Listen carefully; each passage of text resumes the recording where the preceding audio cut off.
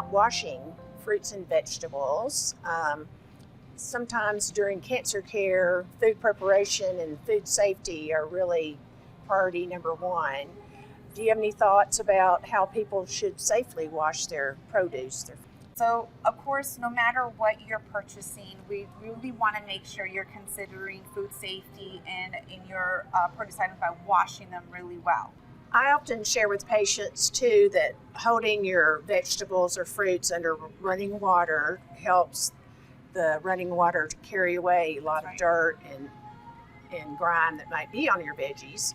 If you can use a produce brush, that's even better to loosen up some of the dirt or debris that may be there. Yeah, absolutely. It's just taking the time and not really, just kind of throwing it under the water real quickly. It's really just taking the time to make sure you're getting all of that. We've been talking about food safety as it relates to produce, but we know food safety is also important during cooking and preparation of meals. That's right. I think a really great place to talk about that is going to be in our market. Let's go check it out. All right. Well, Lorena, we were talking about food safety in produce, but it's so very important during meal preparation and cooking that people with cancer follow the food safety guidelines.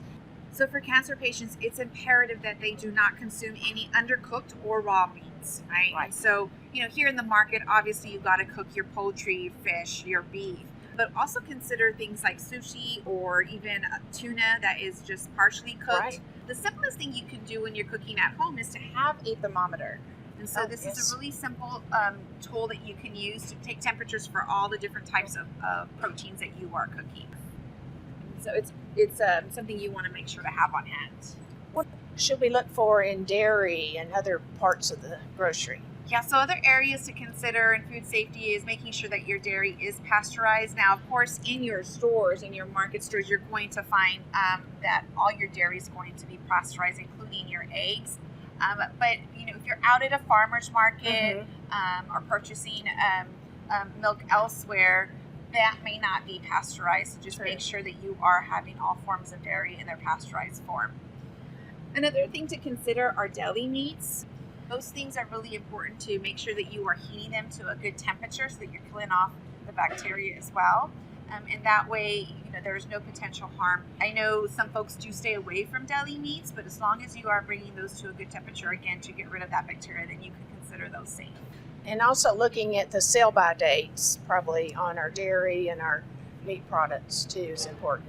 Absolutely important, and make sure that you are consuming food that is fresh and ready to eat at that moment. Absolutely. Well, another place people with cancer can get wonderful information is the nutrition facts label. I have the perfect place for us to take a look at that. Great.